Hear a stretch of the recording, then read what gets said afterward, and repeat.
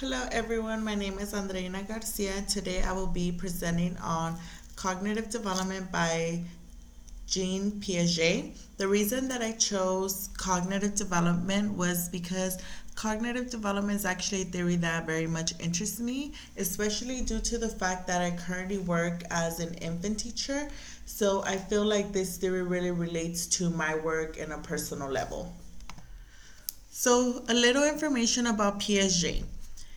He began his history since 1896 to 1980. He earned a doctorate in biology in 1918. He researched a program called the Master Plan, which focused on answering the question of how does knowledge develop. He also believed that humans were born with the forms of organizing and adapting. Some informational fact on Piaget is that he focused on organization, which referred to combining systematics into coherent general systems. He also talked about schemes, which were organized patterns of behavior or thoughts. He also mentioned how schemes were built through the interactions of friends, parents, teachers, and the environment. He also talked about adaptation, which was creating a good fit or match with our own views of reality and real life experiences. Adaptation actually has two sub processes. One is assimilation, which is fitting new experiences into an existing scheme. The second sub process is accommodation, creating or revising a scheme to fit a new experience. Now I'll be talking about the cognitive development stages of Piaget. The first one I'll be talking about is sensory motor, which is a stage that focuses on the age ranges of birth to 2 years. This period focuses on habits and reflexes. Schemes are being built through motor and sensory activity. For example, infants during this stage are developing in this stage with the use of touching and hearing what is around them. So for infants, it's all really based on sensory motor. So it could be everything that they're grasping. Babies during this time are still, some of them are probably not even holding their bottle by themselves. So even the fact when during a feeding, when the child is touching your finger or trying to grasp their bottle, this is them building their future schemes.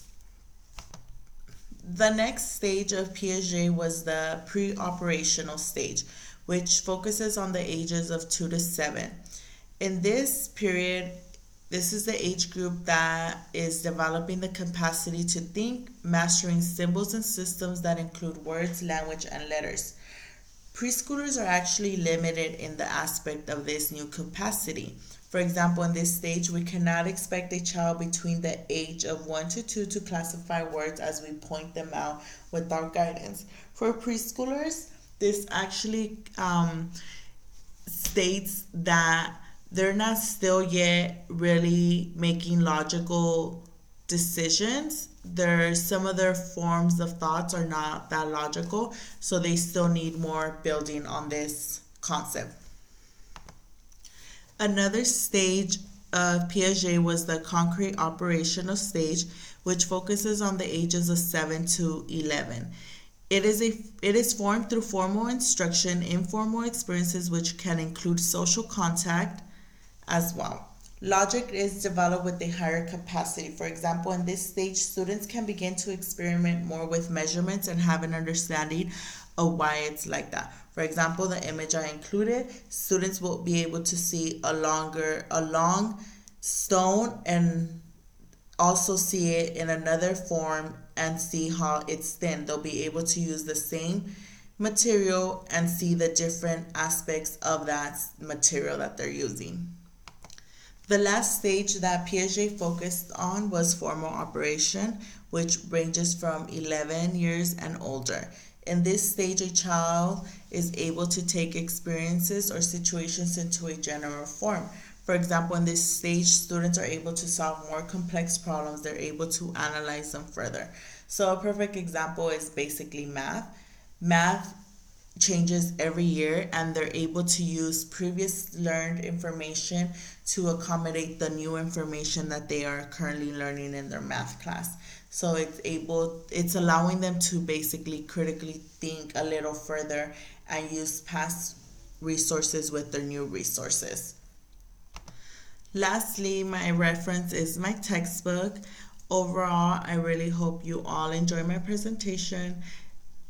It was very interesting for me to be looking over the theories once again, and especially the cognitive theory, which is something that interests me very much, and it actually made me think a little bit more further. And I will actually be making some changes to my lesson plan for the following 2 weeks, because I would like to incorporate some of the information that resurfaced for my mind. Thank you all very much.